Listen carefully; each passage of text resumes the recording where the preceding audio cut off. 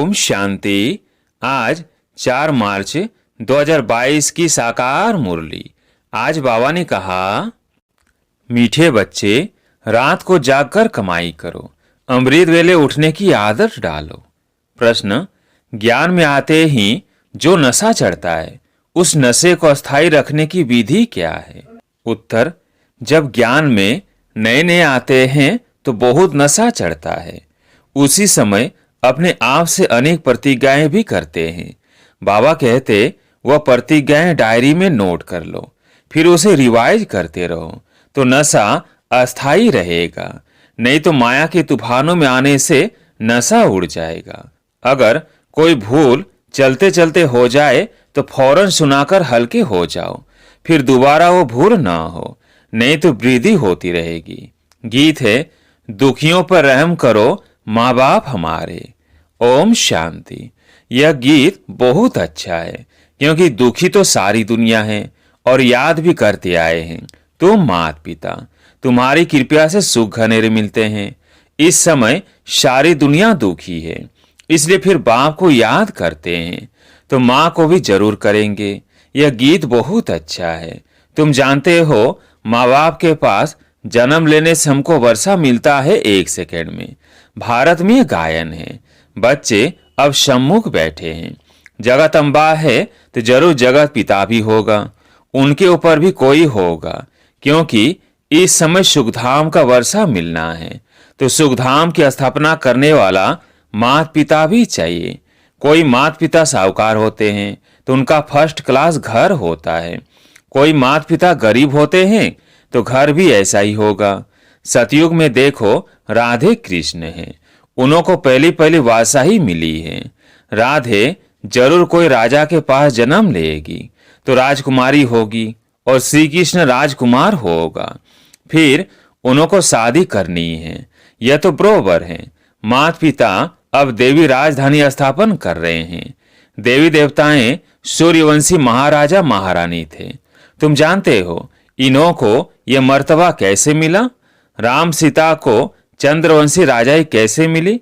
कलयुग के अंत में तो कुछ भी नहीं है, यह पढ़ाई से राजाई। जैसे उस पढ़ाई से इंजीनियर, बैरिस्टर आदि बनते हैं, यह फिर पढ़ाई से राजाओं का राजा बनना। एक ही बाप है जो राजाई पद के लिए राजयोग सिखलाते हैं, और कोई ऐसी यूनिवर्सिटी नहीं जहां राज्य पद प्राप्त करने के लिए पुरुषार्थ कराया जाता हो। इसका नाम भी है गीता पाठशाला। गीता से तो राजाई पद मिलता है। अच्छा, वेद उपनिषद कौन सा पद मिलता है?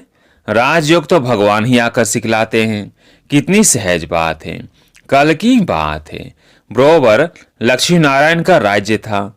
गाते भी है, क्राइस्ट से 3000 वर्ष पहले देवताओं का राज्य था। उन्हों को कैसे मिला? जरूर भगवान ने विनाश के पहले पढ़ाया है, उनके बाद ही विनाश हुआ होगा। फिर राजयोग से सतयुग में राज्य पद पाया। यह है संगम। तुम लिख सकते हो, इस समय ही सेकंड में सूर्यवंशी चंद्रवंशी राजाई प्राप्त हो सकती है। आकर समझो। चित्रों पर तुम अच्छी तरह समझा सकते हो। समझाने वाले सुरूढ़ बुद्धि समझदार चाहिए। ब्रह्म कुमार और कुमारियां 100 शिव के पोत्रे और पोत्रियां हुए, परंतु बाप कहते हैं, मुझे कोटों में कोई पहचानते हैं और मुझसे वर्षा लेते हैं। सेकंड में जीवन मुक्ति पाते हैं। फिर जीवन मुक्ति में ऊंच पद प्राप्त करने के लिए पुरुषार्थ करना है। यह सब समझाने के लिए यह मेले प्रदर्शनी निकले हैं। ख्यालात चलते हैं, नए नए पॉइंट से निकलती है। दिन प्रतिदिन चित्र आदि सहज निकलते जाते हैं, और निकलते सब ड्रामा अनुसार ही है। कल्प पहले जो एक्ट चली है वही चलनी है। ऐसा कोई लिख न सके कि प्रदर्शनी 5000 वर्ष के बाद फिर इस समय निकाली गई है, फिर कल्प के बाद निकलेगी। एक ही बार कल्प के संगम पर यह प्रदर्शनी निकलती है, अथवा 5000 वर्ष के बाद यह प्रदर्शनी परमपिता परमात्मा से सेकंड में जीवन मुक्ति पद पाने अथवा समझाने के लिए हम निकालते हैं। यह सब देश देशांतर में जाएगी। नए नए पॉइंट से बाबा समझाते रहेंगे। एडिशन करेक्शन होती रहेगी। वो लोग रामायण आदि छपाएंगे तो वही छपाएंगे। इसलिए हमको कहते हैं आगे तुम क्या लिखते थे, अब क्या लिख रहे हो। बाबा कहते हैं मैं तुमको रोज नई बातें सुनाता हूँ, सब इकट्ठी थोड़ी सुनाऊंगा। उन्होंने लिखा है युद्ध के मैदान में गीता सुनाई, 18 अध्याय की गीता बनाई है। जो संस्कृत में होशियार होते हैं वो आधा घंटे में श्लोक कंठ कर लेते हैं। मुख्य है ही गीता, बाकी भागवत में तो कहानियां हैं। गीता को ही संस्कृत में बनाया है, छोटी सी गीता संस्कृत में बनाई है। ज्ञान सागर बाबा तो इतना ज्ञान सुनाते हैं जो सागर को स्याही बनाओ, जंगल को कलम बनाओ, सारी पृथ्वी को कागज बनाओ तो भी पूरा न हो। उन्होंने तो 18 अध्याय में पूरा कर दिया, परंतु ऐसे तो है नहीं ना। कोई संस्कृत की बात है, हिंदी भाषा चलती है, भाषाएं तो ढेर है, सब भाषाएं एक तो नहीं सीख सकते। कोशिश करके 5 से 6 भाषाएं कोई सीख जाता है तो उनका भी बहुत मान होता है।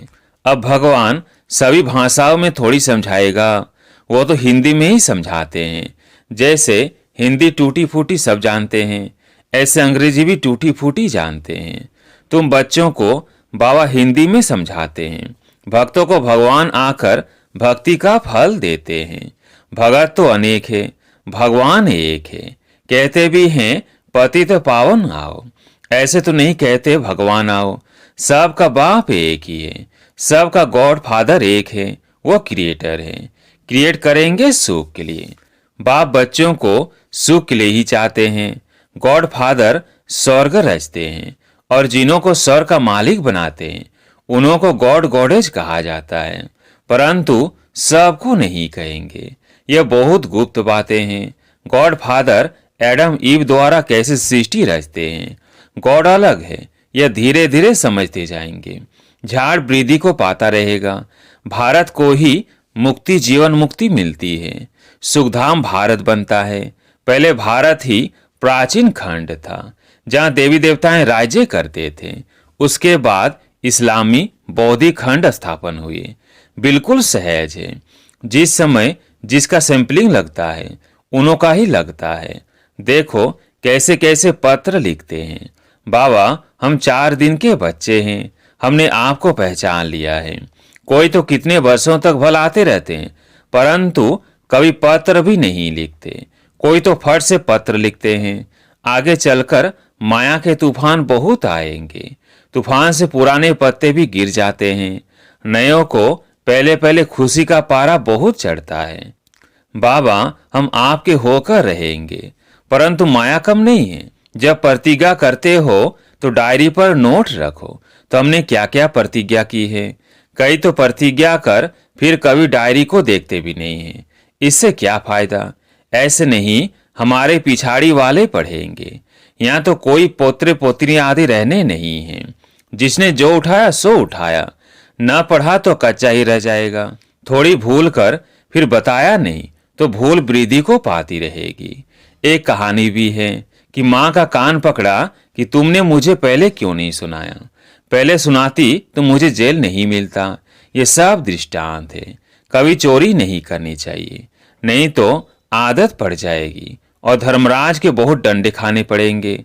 अब बाप से जितना वर्षा लेना हो सो ले लो। विश्व की बादशाही बाप दे रहे हैं और क्या दे, बाकी रहा ही क्या। अपनी बेगरी जीवन है, इसमें देही अभिमानी बनना है। देश सहित सारी दुनिया को हम भूलते हैं। लोभ नहीं रखना चाहिए, जो मिले सो अच्छा। कहा जाता है मांगने से मरना भला। शिव बाबा के भंडारे से तो सब कुछ मिलता ही है। अमृत वेले आप ही उठने की आदत डालनी है। रात को जागकर कमाई करो। बाबा ने यह तन बहुत अनुभवी लिया है, वह भी रतन, यह भी ज्ञान रतन। आजकल झूठे हीरे भी ऐसे निकले हैं जो बात मत पूछो। चित्रों पर समझाना बहुत सहज है। सेकंड में बाप से आकर वर्षा ले लो। ऊपर में बाबा, यह ब्रह्म कुमार कुमारियां। जब से हम बाबा के बने तो जीवन मुक्ति का वर्षा तो है ही, बाकी हम पुरुषार्थ करते हैं ऊंच पद पाने का। परमपिता परमात्मा ब्रह्मा द्वारा मनुष्य सृष्टि रचते हैं। बांधलिया कहती है बाबा बस हम आपको ही याद करते हैं। फल हम नहीं मिलेंगी, परंतु वर्षा तो जरूर लेंगी। कितना वंडर है। ढेर बच्चे हैं।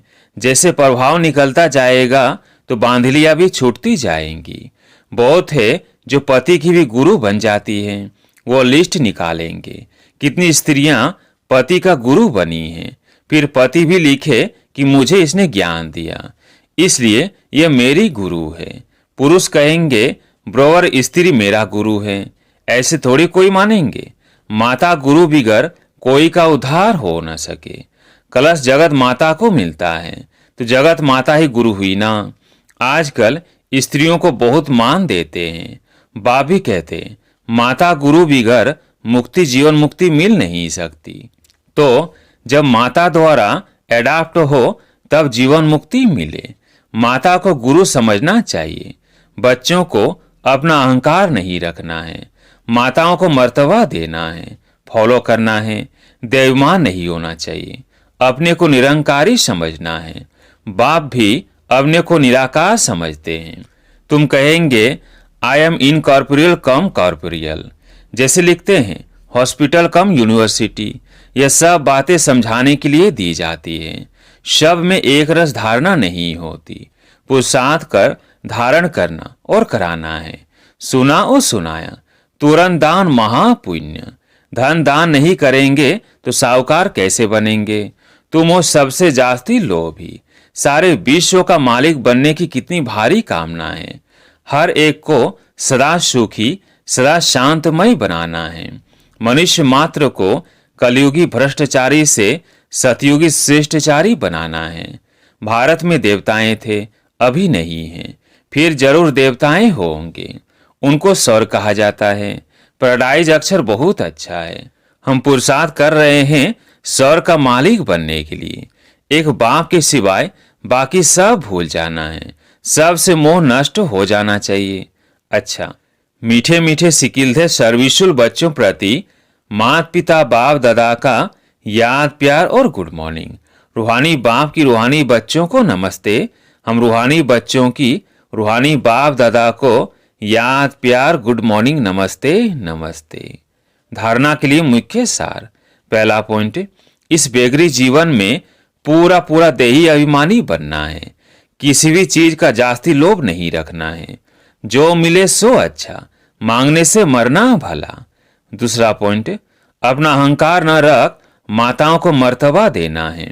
बाप समान निराकारी निरंकारी बनना है।